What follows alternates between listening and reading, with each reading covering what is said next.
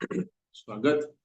आज का स्कंद 4 अध्याय 22, चार कुमारों से पृथु महाराज की भेंट की श्लोक संख्या 12।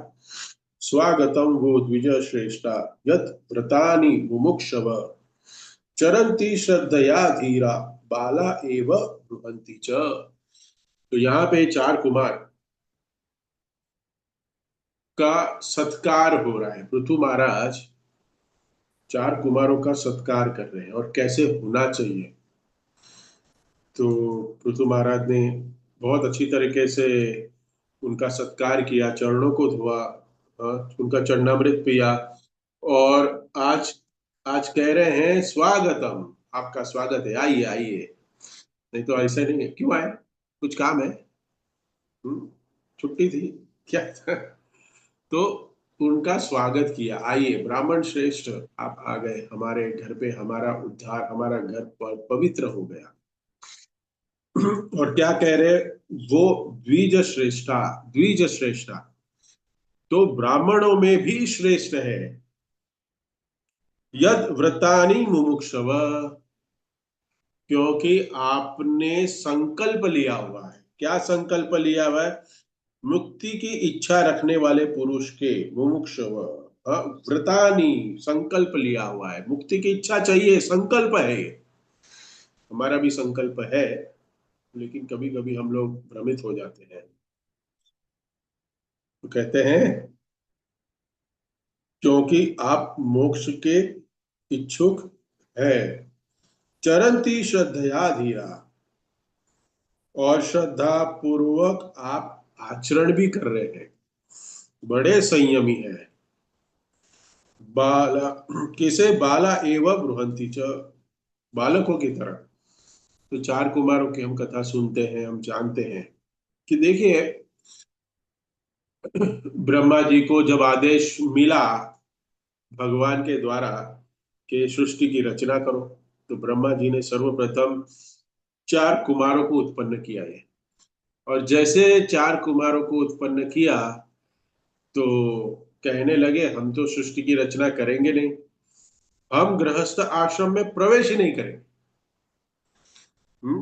हम इस संसार के, कह सकते हैं कि मोस्ट डिफिकल्ट प्रॉब्लम, प्रॉब्लम में भी मोस्ट डिफिकल्ट है गृहस्थ जीवन। तो ऐसी पेचीदा मामलों में हम फंसना ही नहीं चाहते। मैं तो आत्म साक्षात्कार करने के लिए मेरा जन्म हुआ है, मैं तो वही करूंगा, मुझे ये झंझट में फंसना ही नहीं है। लेकिन हमारे जीवन में क्या हो गया, फंसने के बाद भक्ति मिली, तो क्या करें? तो आगे का जो श्लोक है ना, वो इसी के ऊपर है।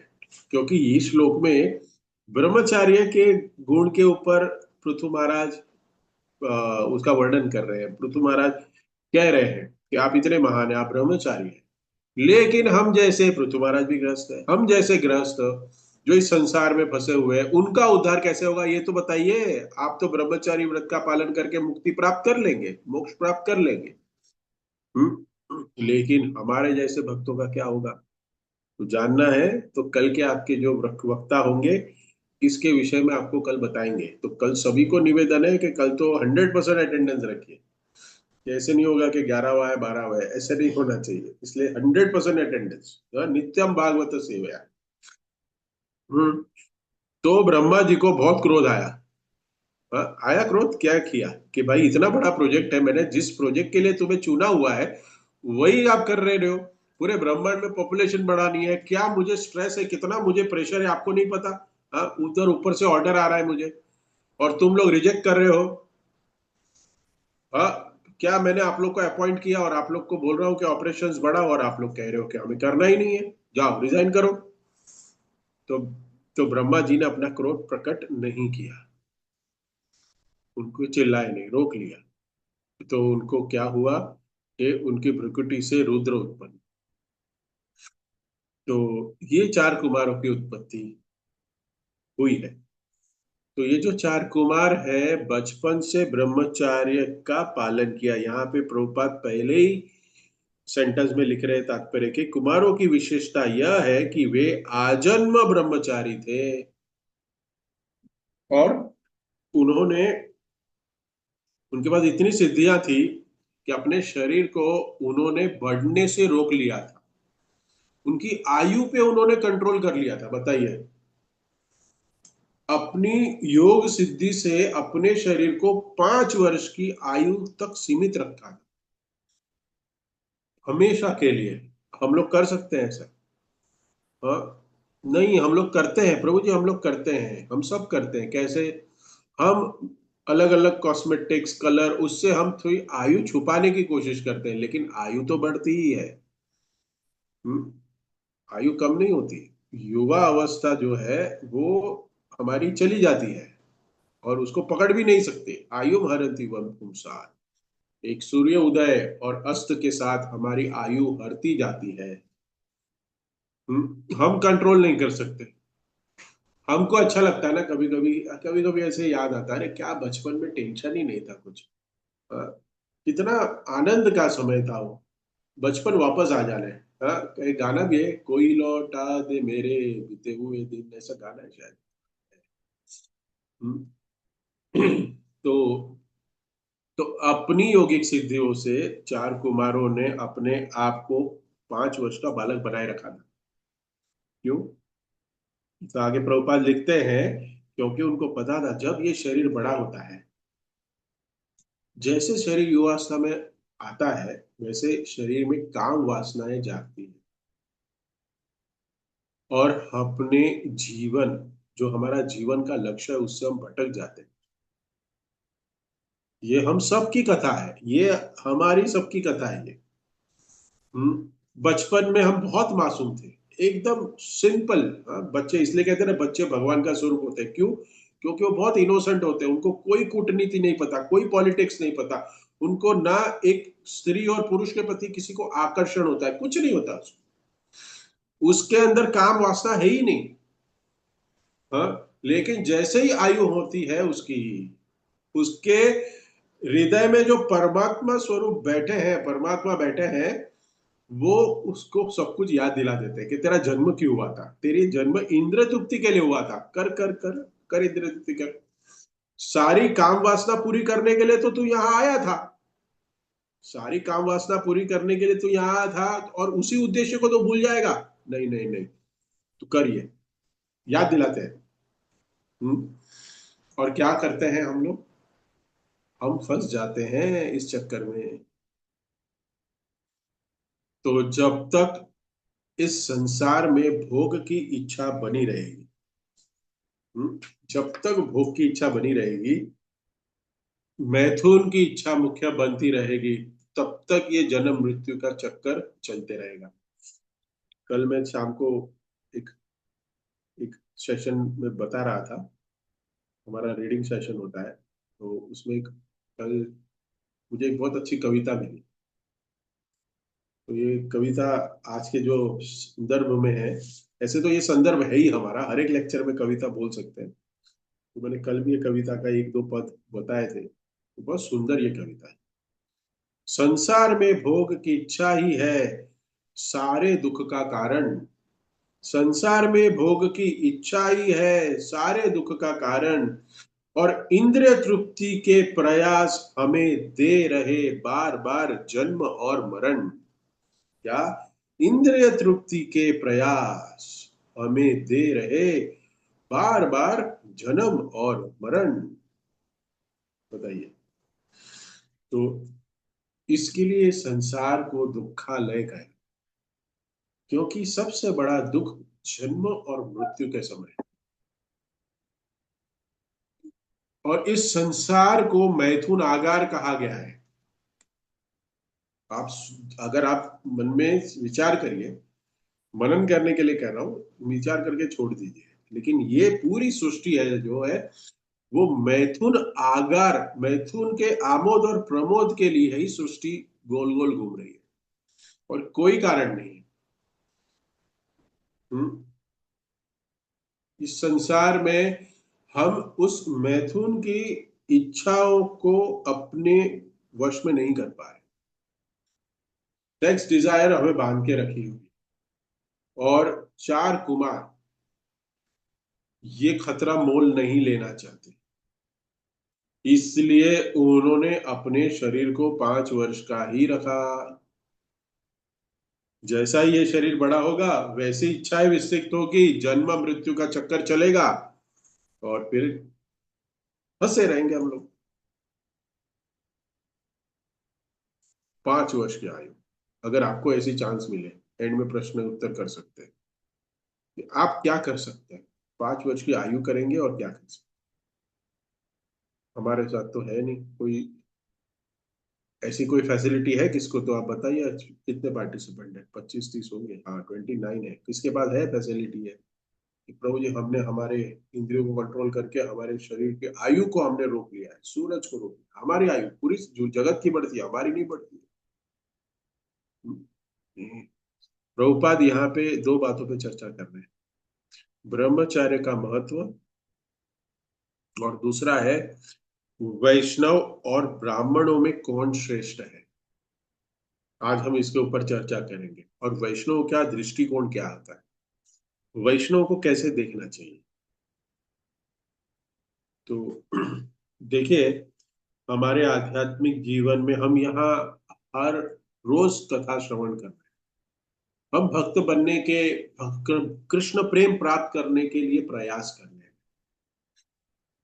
तो हाँ, ये तो स्पष्ट है कि हमारे सब में है ना, आध्यात्मिकता में रुचि तो है, करेक्ट। हमारे हमें है ना भगवान को जानने की इच्छा है, इसके लिए हर रोज सुबह हम लोग शास्त्र को पढ़ते हैं, जपा करते हैं, लेक्चर सुनते हैं। बहुत कम मनुष्य ऐसे, हाँ बहुत कम मनुष्य नहीं, मनुष्य बहुत ना के बराबर है जो ऐसे कार्य करते हैं, जबकि हालांकि मनुष्य जीवन इसी कार्य के लिए मिला है, दुर्लभ मानव जन्म।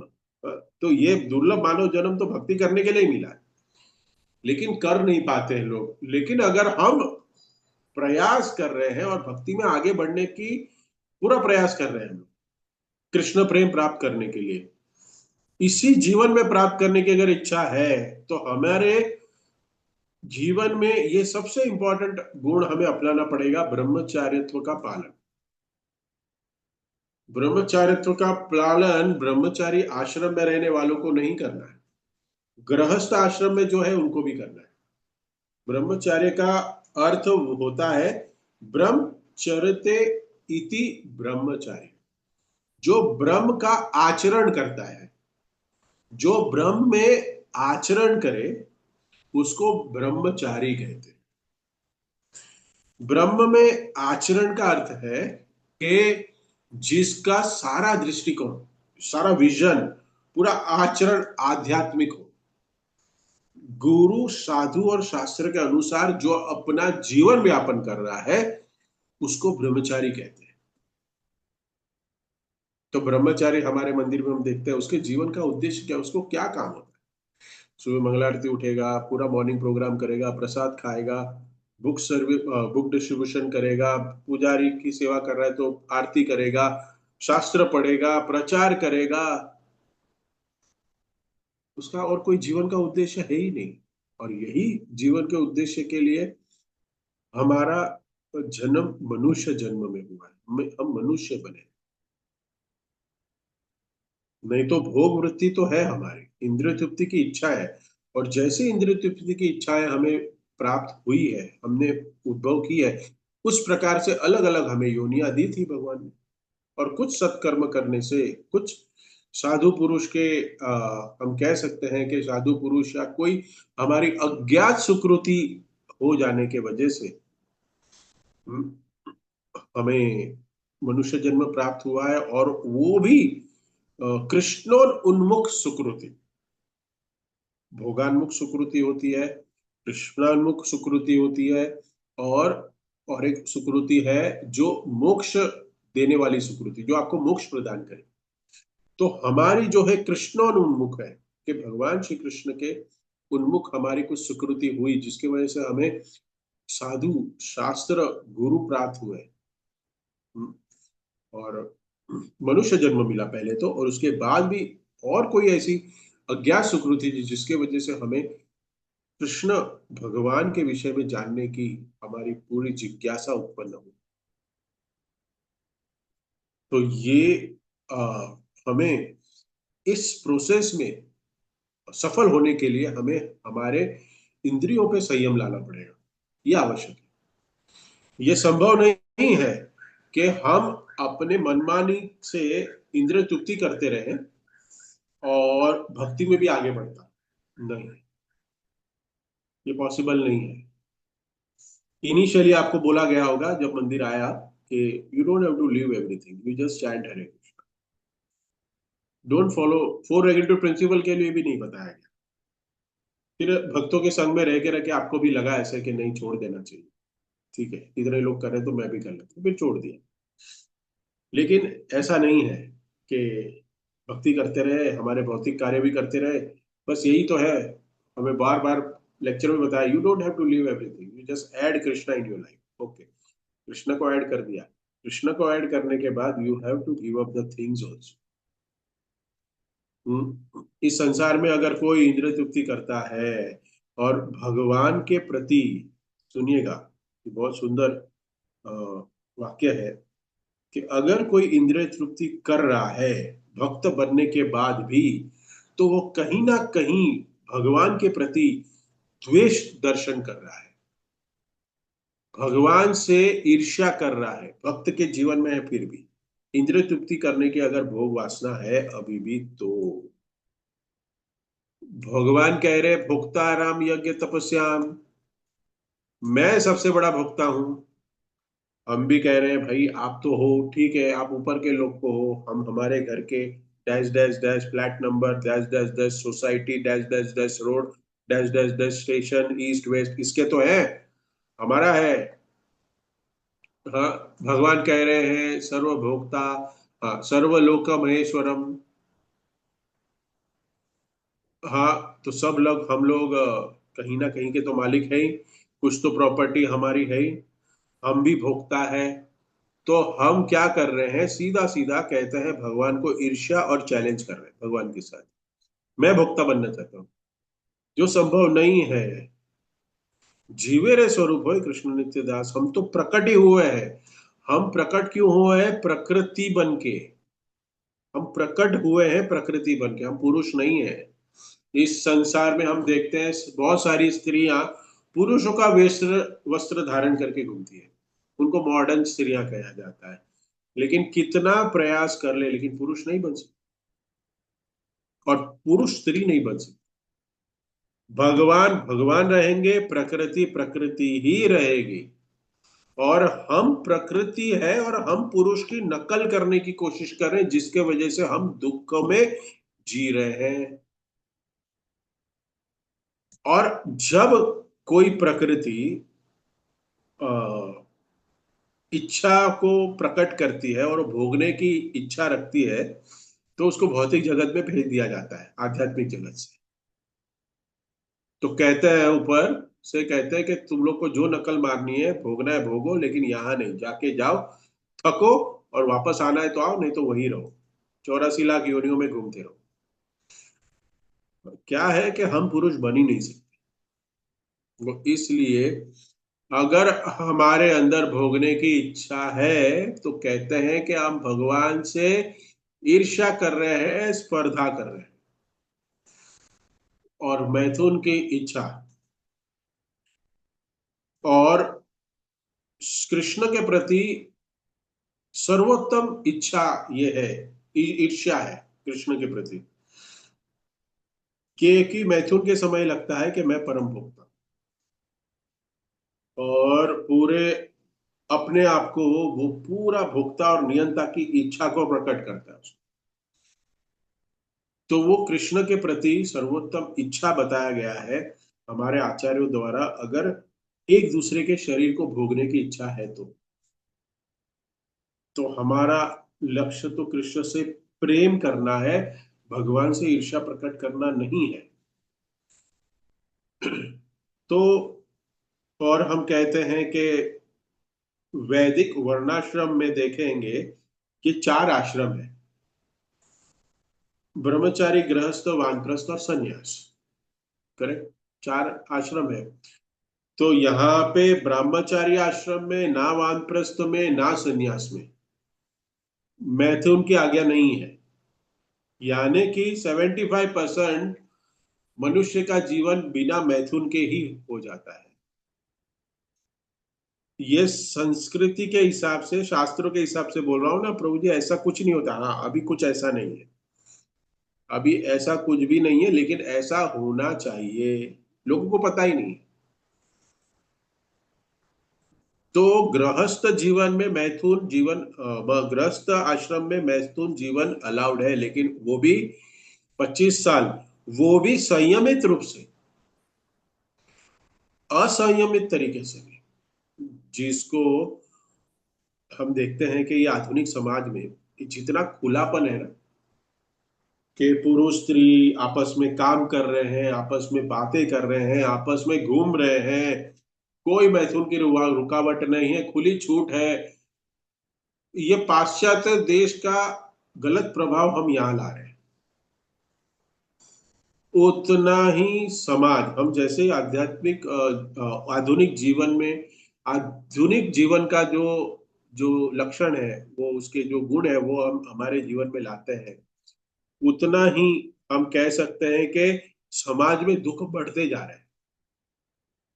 जितना मनुष्य अपने आप में संयम रखता है ना, उतना वो खुश रहता है, और समाज भी खुशहाल रहता है। ये जितना मनुष्य अपने आप में संयम नहीं रखता ना, अपनी इंद्रिय तृप्ति करने की सारी इच्छाओं को भोगने की इच्छा रखता है ना, उतना वो दुखी रहता है। उसको क्लेश ही क्लेश मिलते हैं। श्रीमद् भागवतम के दूसरे स्कंद के छठे अ, अध्याय के 20वां नंबर का श्लोक है ये। बहुत सुंदर श्लोक है। 2.6.20 कहा जाता है, पादस्त्रयो बहिशानम अप्रजानम य आश्रमा अंत स्त्री लोकस्य परो गृह मदो अबृहद्वरत। तो इसका अनुवाद पढ़ता हूं आपके लिए। अनुवाद देखिए कितना सुंदर है ये। आध्यात्मिक जगत जो भगवान की 3/4 शक्ति से बना है, मतलब ये जो जड़ जगत हम देख रहे हो तो 1/4 है, और आध्यात्मिक 3/4 है। और हमारे सारे साइंटिस्ट लोग इसको कहते हैं कि ये बहुत बड़ा है। जो 1/4 है वो विशाल है, हमारे पास कुछ नापने के लिए कुछ है ही नहीं। दे आर स्टिल रिसर्च कर ही रहे, कर ही रहे, कर ही रहे। और इससे 3 गुना बड़ा आध्यात्मिक जगत है। इस भौतिक जगत से परे स्थित है, और यह उन लोगों के निमित्त है जिनका पुनर्जन्म नहीं होता।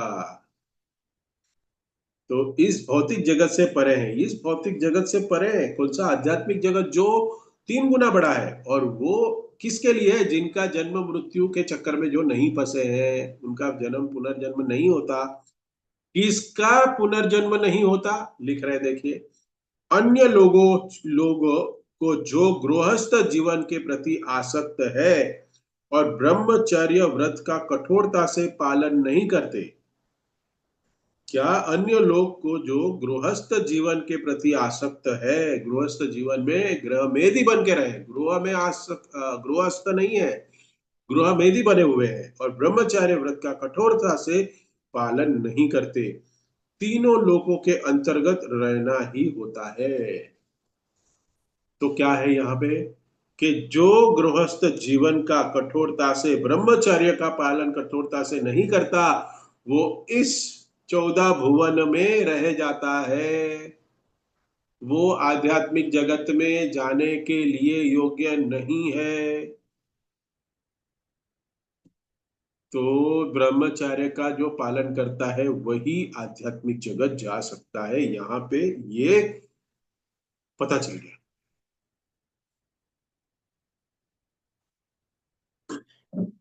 और इस इंद्र तृप्ति में आसक्त जो है, इंद्र तृप्ति के लिए बहुत सारे कठिन कार्य करता है प्राप्त करने के लिए, वो क्या है? वो यहीं रह जाता है। लेकिन इसमें निराश होने वाली बात नहीं है कोई। उसमें हमें उत्साहित होना चाहिए कि हमें श्रील प्रभुपाद जी की कृपा से बहुत सुंदर सिस्टम हमें दी है। प्रभुपाद जी ने कहा जैसे अजामिल की कथा हम सुनते हैं।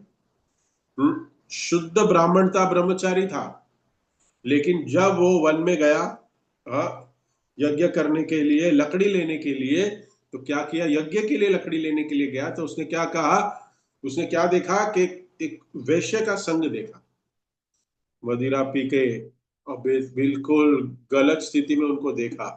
तो तब से अजामिल उस चित्र से, वैश्या से आकर्षित हो गया। अजामिल ने बहुत कोशिश की, लेकिन क्या करे, ये जो आंखें हैं ना, वो सीधा कैप्चर किया फोटो को और हमारे हृदय में छाप देता है। अजामिल ने विवाह कर लिया, घर ले आया। तो वशील प्रभुपाद बताते हैं कि प्रभुपाद वहां पे तात्पर्य में लिखते हैं कि अजामिल को तो एक ही बार ऐसे दर्शन हुए, और इस युग में, आधुनिक युग में, ऐसे दर्शन तो रास्ते पे बार बार होते हैं। सड़क पे जाओ, आप देखो, बिलबोर्ड्स देखोगे, स्मार्टफोन है हमारे जेब में। हाँ, ऐसे में ब्रह्मचर्य का पालन करना किस तरह से संभव है, बताइए, कैसे संभव है? बहुत कठिन है।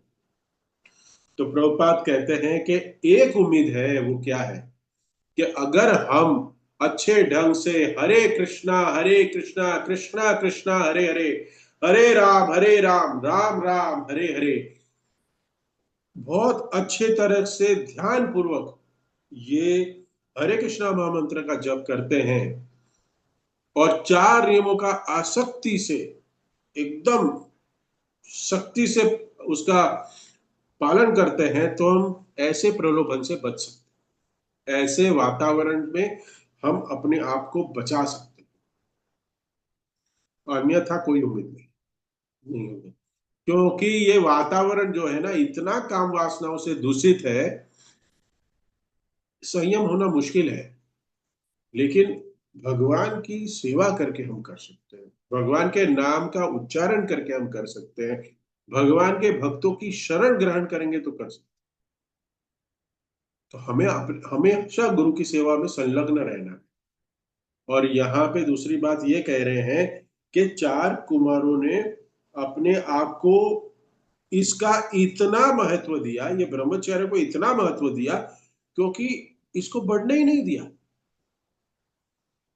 5 वर्ष के आगे बढ़ने ही नहीं दिया। अरे नौकरी करनी है, पढ़ाई करनी है, अरे गृहस्थी बनाओ, शादी करो, बच्चे पैदा करो। अरे जीवन का अर्थ, जीवन क्यों मिला है? खाओ पियो, ऐश करो, मौज करो, हाँ, और मर जाओ। यही तो जीवन का अर्थ है, देखिए। हाँ, चार कुमार संयम पूर्ण। तो कहते हैं कि अगर ब्रह्मचर्य का पालन नहीं किया हमने, तो हमारी जो मोक्ष की प्राप्ति की जो हमारा परम उद्देश्य है, वो नहीं होगा।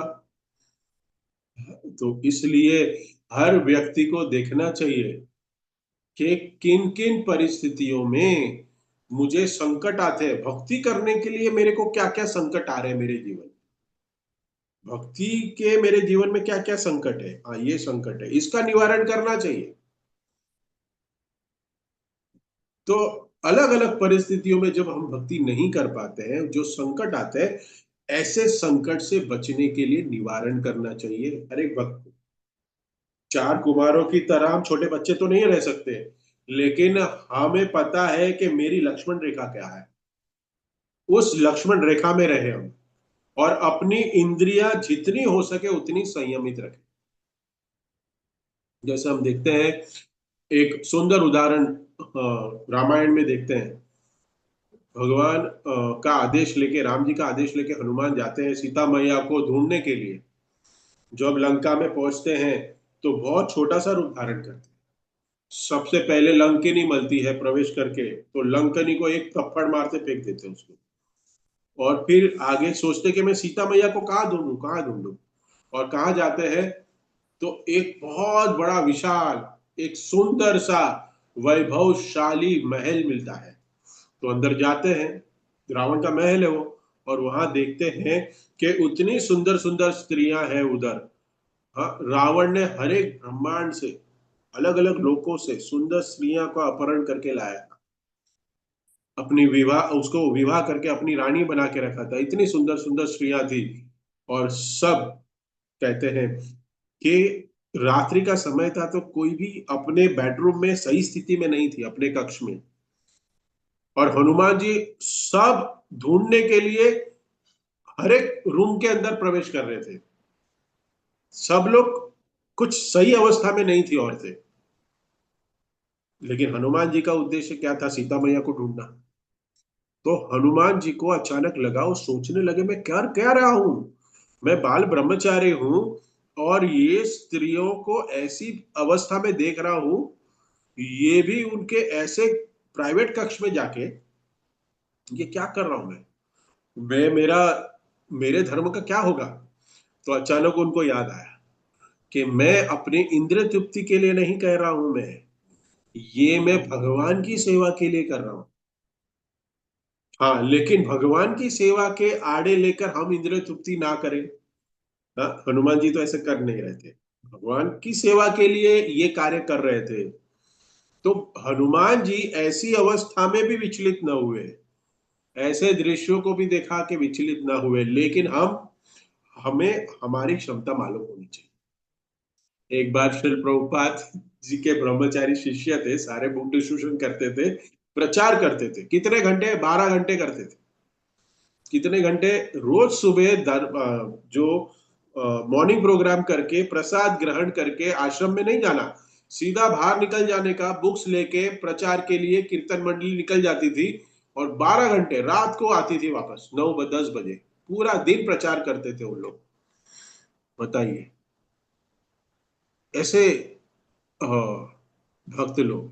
तो क्या हुआ, एक भक्त ने प्रभुपाद जो कहा कि हम, एक इच्छा है हमारी, तो हम पुस्तक वितरण करने जा रहे हैं, लेकिन हम नाइट क्लब में भी जाएंगे। आज हमें लेट हो जाएगा रात को आने को, हम नाइट क्लब में जाएंगे। तो प्रभुपाद ने कहा ठीक है चले जाओ, लेकिन वापस जरूर आना।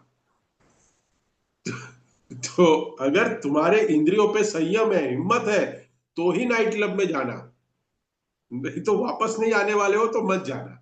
कोई जरूरत नहीं प्रचार वहां करने की। तो हर किसी को अपनी लक्ष्मण रेखा पता होनी चाहिए कि हम कहाँ तक जा सकते हैं, मैं कितने इंद्रिय भोग में लगा हुआ हूं। तो उसमें आ, तो हमें वो लिमिट में रह के अपनी इंद्रियों को संयम रख के भक्ति करनी चाहिए। गृहस्थ आश्रम में ब्रह्मचर्य का अर्थ क्या है? कि एक पत्नी व्रत रखे और केवल संतान उत्पत्ति के लिए मैथुन का उपयोग करे, उसको गृहस्थ ब्रह्मचारी कहा जाता है। ये एक टर्म है, ये गृहस्थ ब्रह्मचारी। तो जब जब कोई व्यक्ति संसार में जन्म लेता है ना, तो उसको तो शूद्र कहा जाता है, जन्म से ही उसको शूद्र माना गया है, क्योंकि जन्म से वो शूद्र ही है, क्योंकि नहीं पता कि वो आप बड़ा होके क्या करेगा, इसलिए पहले सबसे निचली कैटेगरी में उसको पैदा होना पड़ता है। वो शूद्र है। जब उसके संस्कार होते हैं, जब वो संस्कार उसको करते हैं, माता पिता उसको संस्कार देते हैं, तब उसको द्विज कहा जाता है। द्विज, उसका दूसरा जन्म। फिर उसके बाद वो वैदिक शास्त्रों को पढ़ना शुरू करता है, वैदिक शास्त्र को जानता है, तो वो द्विज से विप्र बनता है। शूद्र, द्विज और विप्र। करेक्ट। और जब वो ब्रह्म को जानने की इच्छा प्रकट करता है, ब्रह्म को जानने के प्रोसेस में लग जाता है, तब वो ब्राह्मण बन जाता है। शूद्र, द्विज, विप्र और ब्राह्मण। लेकिन यहां पे प्रभुपाद तात्पर्य में क्या कह रहे हैं कि ब्राह्मण से भी ऊपर कौन है? वैष्णव, जो कृष्ण भक्ति में जुड़ा हुआ है। वो क्या है? क्योंकि जो कृष्ण भक्त है उसमें द्विज के गुण मतलब संस्कार तो है ही, उसमें विप्र के गुण मतलब वो सारे वेदों का सार जो जानता है, सारे वेदों के ग्रंथ को, जो उद्देश्य है, वेद का उद्देश्य जो सार है वो क्या है? Krishna is a supreme personality of godhead and I am a part and parcel of Krishna. वो जानता है, और उसके बाद ब्रह्म को भी जानता है। और फिर जब ये सब वस्तुओं को जानने के बाद वो भगवान श्री कृष्ण की शरण में जाता है, तो वो वैष्णव कहा जाता है। मतलब वैष्णव के पास ये सारे गुण होते हैं। वो विप्र भी है, वो द्विज भी है, और वो ब्राह्मण भी है। एक सुंदर श्लोक है, षट कर्म निपुणो विप्रो मंत्र तंत्र विशारद अवैष्णव गुरु न स्यात् वैष्णव स्वपाच गुरु। जो षट कर्म में निपुण है, 6 प्रकार के कर्म है, उस करने में निपुण है। हम्म लेकिन और मंत्र तंत्र में भी विशारद है, लेकिन अगर वो वैष्णव नहीं है तो वो गुरु बनने लायक नहीं है। अवैष्णव गुरु न स्यात्। लेकिन जिसका स्वपाच गुरु, कहते हैं कि जो चंडाल परिवार में जिसका जन्म हुआ है लेकिन वो वैष्णव है तो वो गुरु बन सकता है। तो ब्राह्मण कोई जाति से नहीं है, ब्राह्मण गुणों से है। लेकिन पूर्व काल में अभी भी बहुत झगड़ा होते रहता है। ब्राह्मण को सिर्फ जाति वाला माना गया है, संस्कारों से नहीं। सनातन गोस्वामी जी बताते हैं कि अगर कोई कोई जिस प्रकार से कोई कांसा होता है उसमें जब पारा डाल देता है तो वो सोना बन जाता है, उसी प्रकार किसी का जन्म शूद्र परिवार में हुआ है लेकिन वो दीक्षा ले ले वैष्णव परंपरा में तो वो ब्राह्मण बन सकता है, बन जाता है। वो सारे वैदिक यज्ञ कर सकता है। लेकिन जिसका जन्म जात ब्राह्मण होते हैं, वो जो ब्राह्मण जाति में जन्म लेते हैं वो इसको स्वीकार नहीं कर पाते। ये सनातन गोस्वामी के जो ये तथ्य है, ये जो तत्व है, इसको नहीं मानते। और पूरे भारत के इतिहास में इसको लेके बहुत विवाद हुए हैं, बहुत विवाद हुए हैं। हम चैतन्य चरितमृत में भी पढ़ते हैं अद्वैताचार्य की कथा। अद्वैताचार्य जब श्राद्ध कर रहे थे तो श्राद्ध के लिए वो ब्राह्मण को बुलाने के लिए उन्होंने, अद्वैताचार्य स्वयं ब्राह्मण थे लेकिन उन्होंने श्राद्ध के लिए अपने घर में किसको बुलाया? सबसे पहले हरिदास ठाकुर को बुलाया। राज ठाकुर। हरिदास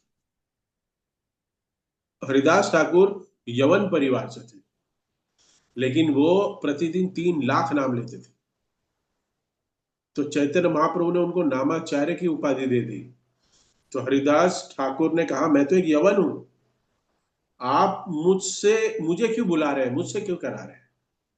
तो अद्वैताचार्य ने कहा कि आप परम वैष्णव है, आपको श्राद्ध कराना 10 लाख ब्राह्मणों को भोजन कराने के तुल्य है। देखिए, एक वैष्णव और 10 लाख ब्राह्मण, 11 नहीं, 10 नहीं, लाख ब्राह्मण। जो वैष्णव नहीं है, ऐसे 10 लाख लोगों को जो कर्मकांड में फंसे हुए ब्राह्मण को घर पे बुला के श्राद्ध का भोजन दे, उससे अच्छा है कि एक नामाचार्य हरिदास ठाकुर, एक वैष्णव, परम वैष्णव को भोजन खिलाए। तो अद्वैताचार्य अद्वैताचार्य नामाचार्य हरिदास ठाकुर की स्थिति को जानते थे कि वो कौन है। इसलिए कभी भी हमें यहाँ पे भी जो आ रहा है ना, यहाँ पे एंड में लिखा है, वैष्णव सदैव ब्राह्मणों में श्रेष्ठ होते हैं, अतः प्रत्येक व्यक्ति को चाहे कि वैष्णव का आदर वह केवल ब्राह्मण के रूप में अपितु सर्वश्रेष्ठ ब्राह्मण के रूप में करे। इसमें और भी है कि जातिवाद ना करे। हाँ?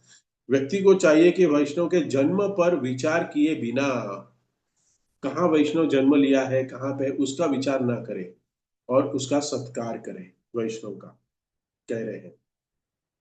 तो अगर हम देख रहे हैं कि बहुत सारे हमारे संस्था में भक्त लोग हैं जो पाश्चात्य संस्कृति में उसका जन्म हुआ है, और प्रभुपाद ने जब उनको ब्राह्मण बनाया तो वृंदावन में जब आए तो कहीं ब्रजवासियों ने, बाबा जियों ने, पंडितों ने उनका विरोध किया। ये क्या ब्राह्मण बनेंगे, ये तो मांस मच्छी खाने वाले हैं, और अभी ये ब्राह्मण बना रहे हो आप लोग इनको। बहुत विरोध किया। और एक बार कहते हैं प्रभुपाद के शिष्य राधा दामोदर या राधा रमन मंदिर, दो में से एक मंदिर में गए, और वहां पे पुजारियों ने देखा ये फॉरेनर दर्शन के लिए आए हैं, तो उनको आशीर्वाद दिया पुजारी ने। और आशीर्वाद देते हुए क्या कहा कि आप कहाँ से आए हैं? तो उन्होंने कहा राधा ये रमन। आए हैं। सॉरी, राधा रमन। राधा रमन, करेक्ट, दामोदर या रामन में भूल गया था। तो राधा रमन में गए थे। तो राधा रमन के पुजारी ने कहा कि आपने दर्शन लिया, भगवान से प्रार्थना कीजिए कि आपका अगला जन्म ब्राह्मण कुल में हो और आप भगवान की पूजा अर्चना कर सको। तो भक्त तो नम्र है, हाँ। तो वापस आ गए दर्शन करके, आके प्रभुपाद जी को आके बोले कि हम राधा रमन मंदिर में गए थे, वहां के जो पुजारी है वो हमें कह रहे थे, वो क्या कह रहे थे कि भगवान से प्रार्थना करिए कि अगला जन्म हमारा ब्राह्मण में हो, कुल में, ब्राह्मण कुल में हमारा जन्म हो और हम पूजा अर्चना कर सके, भगवान की सेवा कर सके। प्रभुपाद ने क्या कहा, पता है आपको प्रभुपाद ने क्या कहा? प्रभुपाद ने कहा कि अभी आप दोबारा जाओ वहीं दर्शन के लिए और उनको जाके ये कह के आओ कि आप राधा दामोदर से प्रार्थना करिए कि आपका अगला जन्म किसी भी कुल में हो, चलेगा, कोई दिक्कत नहीं, कोई भी कुल में हो, लेकिन आप महान प्रचारक बने। तो ये बहुत कम लोग समझ पाते हैं कि वैष्णव की स्थिति ब्राह्मणों से बहुत ऊपर है, और उसमें भी अगर कोई वैष्णव ब्राह्मण हो जाए तो उसका क्या कहना। तो प्रहलाद महाराज भी सुंदर प्रार्थना करते हैं नरसिंह भगवान को। प्रहलाद महाराज कहते हैं कि पूरे, कोई भी सर्वगुण संपन्न ब्राह्मण है लेकिन भगवान के उन्मुख नहीं है, भगवान के विमुख से, भगवान से विमुख है, उन्मुख नहीं है, भगवान को प्रेम नहीं करते। तो क्या करना चाहिए? तो उसके दूसरी तरफ एक दूसरा व्यक्ति है जो चंडाल परिवार में जन्म हुआ है उसका, और उसने अपना सब कुछ आपकी सेवा में समर्पित कर दिया है। तो चंडाल परिवार में उत्पन्न हुआ वैष्णव उस ब्राह्मण से श्रेष्ठ है, ये प्रहलाद महाराज कहते हैं। बाकी सब गुण है, ब्राह्मणों के सारे गुण है। सत कर्म निपुणो विप्रो, क्या कहते हैं? सत कर्म निपुणो विप्रो, मंत्र तंत्र विशारद, सब है। मंत्र तंत्र भी जानता है, कर्म भी करना, कर्म कांड भी करना जानता है, सब कुछ है, लेकिन ये ब्राह्मण जो ऐसा ब्राह्मण है वो अपना भी उद्धार नहीं कर पाया। लेकिन ये चंडाल जो है, चंडाल परिवार में जिसका परिवार में जन्म हुआ है लेकिन वो वैष्णव बन गया है, तो वो पूरे कुल का उद्धार कर सकता है। कौन कहते हैं? प्रहलाद महाराज कहते हैं। और प्रभुपाद इसके तात्पर्य में कहते हैं कि हमारे कई शिष्य हैं जो यवन थे, मलेच्छ थे, उन्होंने अपने पूरे परिवार का उद्धार कर दिया है भक्ति में आने के बाद। और हम सब लोग जानते हैं परम पूज्य इंद्रदुम्न स्वामी महाराज, वो खुद बता रहे थे, हाँ, कि वो कह रहे हैं कि उनकी माता जी जो थी वो भक्ति को एंकरेज नहीं करती थी, उनको अच्छा नहीं लगता था भक्ति करना, और उनके अंतिम वर्षों में उनको मदिरा लीकर की आदत लग गई। और इंद्रदुम्न स्वामी अपनी माताओं को कभी कभी मिलने जाते थे कि तब विषय में हम वो भक्ति के बारे में बताते थे, लेकिन वो इंटरेस्ट नहीं लेती थी। लेकिन एक बार अचानक रात को फोन आया उनको, महाराज जी को, 3 बजे, और उनकी माँ उनको कह रही है कि मैं वृंदावन जाना चाहती हूँ, मुझे वृंदावन लेके आओ, मुझे वृंदावन ले चलो। तो इंद्रदुम्न महाराज स्वयं कहते हैं कि मैंने उस समय पे ऐसे सोचा कि आज थोड़ी मेरी माँ ने ज्यादा ले ली, इतने रात को मुझे फोन कर रही है, हाँ 3 बजे, वृंदावन जाना है, ठीक है ठीक है, ज्यादा हो गया है, बाद में बात करेंगे, छोड़ दिया। अगले दिन सब सुबह उठे हैं वो, और उनके भाई का फोन आया कि माँ ने शरीर छोड़ दिया है। ये क्या हो गया? तो उनके भाई ने फिर उनको कहा कि पिछले कई दिनों से वृंदावन वृंदावन वृंदावन क्या रट लगाई हुई थी। तो इंद्रदुम्न महाराज हैरान हो गए कि मदिरा पीने वाली जो औरत है, माँ है मेरी, वो कभी भक्ति में रुचि नहीं रखती थी, आखिरी समय में, अंतिम समय में उनकी कैसे वृंदावन जाने की इच्छा प्रकट हुई। प्रभुपाद कह रहे हैं कि ये हालांकि जन्म उनका मलेच्छ में है, मलेच्छ परिवार में, लेकिन इंद्रद्युम्न स्वामी महाराज भक्ति कर रहे हैं उसमें भगवान, इसके वजह से माँ के अंदर, माँ के हृदय में भगवान को जागने की प्रकट इच्छा प्रकट हुई। ये कृष्ण उन्मुख सुकृति प्राप्त, इस प्रकट हो गई इच्छा। तो इसलिए कोई वैष्णव का किसी भी कुल में जन्म क्यों ना हुआ हो, वो श्रेष्ठ है। इस्कॉन संस्था में हम देखते हैं कि अलग अलग क्षेत्रों से भक्त लोग आते हैं, हाँ, अलग अलग बैकग्राउंड से भी आते हैं। कभी कभी हमसे गलती हो जाती है, क्योंकि हम जब सेवा करते हैं ना तो भक्तों को हम बाहरी रूप से जज करते हैं, हम नहीं समझ पाते। अरे ये जाति का है, वो जाति का है, ये करता है, हाँ। किसी का व्यवहार देखेंगे तो एक, हाँ ये वहां से है ना, उस राज्य से, पंजाब से है ना, दिल्ली का है ना, हाँ ऐसे ही करेगा। हम ऐसे जज करते हैं। अरे उड़ीसा से, ये बहुत चावल खाएगा, हाँ। अरे ये काला है मतलब साउथ से है। ऐसे हम जज करते हैं, उसके प्रति अपराध करते हैं। ये हमें वैष्णव को बाहरी दृष्टि से नहीं देखना चाहिए, वैष्णव के गुणों को देखना चाहिए। यहाँ पे ये प्रभुपाद तात्पर्य में कहते हैं कि वैष्णव श्रेष्ठ कहकर संबोधित किया जिससे वैष्णव पद के प्रति उनकी अत्यधिक रुचि प्रकट होती है। दूसरे शब्द में प्रत्येक व्यक्ति को चाहिए कि वह वैष्णव के जन्म पर विचार किए बिना उसका सत्कार करे, विच एटलीस्ट हम तो ना करें, वैष्णव के संप्रदाय में तो हम ना करें, वैष्णव वैष्णव के बीच में। हम्म। तो हमें किसी के स्वभाव जनिक दोषों को नहीं देखना चाहिए। ये स्वभाव होता है। कोई बहुत ज्यादा कह सकता है कि प्रेम से बात नहीं, बात करता, हार्श से बात करता है, तो वो उसका स्वभाव है वैसा। तो उस दोषों को लेके किसी की निंदा नहीं करनी चाहिए, उसमें गुण देखने चाहिए कि वो भक्ति कर रहा है, वो वैष्णव है। वैष्णव के गुणों को देखने का, वैष्णव को हरिनाम के द्वारा जज करना चाहिए, हरिनाम से उनको देखना चाहिए, तब जाके हम हमारी भक्ति में प्रगति कर सकेंगे। तो इस प्रकार से इस श्लोक में आज दो मुख्य बात की चर्चा की हमने। ब्रह्मचारी, ब्रह्मचार्य का पालन करना, हाँ, और संक्षेप में चर्चा की है क्योंकि समय का अभाव है, बहुत बोलने के लिए तो बहुत कुछ बोल सकते हैं। हाँ, तो ब्रह्मचार्य का पालन करें। हाँ, भक्ति में हम आगे बढ़ना चाहते हैं और यही जन्म को हमारा लास्ट जन्म, अगर चाहते हैं हम कि हमारा लास्ट जन्म है ये, तो प्रभुपाद कहते हैं, दिल्ली में आए थे प्रभुपाद एक बार, और तो ब्रह्मचार्य के ऊपर ये कहना भूल गया, अभी मुझे याद आया। तो प्रभुपाद एक बार दिल्ली में थे, और दिल्ली में गए और अपने साथ सारे फॉरेन शिष्य भी थे, विदेशी शिष्य भी थे। तो उन्होंने इंडिया में आके, प्रभुपाद के साथ आके इंडिया में पहली बार देखा कि इतने लोग, क्योंकि इंडिया में तो साधुओं को सब देते ही हैं मान, फॉरेन में कोई नहीं दंडवत करता है, प्रणाम नहीं करता है, उस समय की बात है। तो यहाँ पे जब फॉरेनर शिष्यों ने देखा कि प्रभुपाद को इतना आदर मिल रहा है, दंडवत कर रहे हैं, सत्कार कर रहे हैं, तो प्रभुपाद ने अपने विदेशी शिष्यों को समझाने के लिए कहा कि आपको मालूम है कि मुझे इतना सम्मान क्यों मिल रहा है? हाँ, क्यों मिल रहा है मुझे ये सम्मान?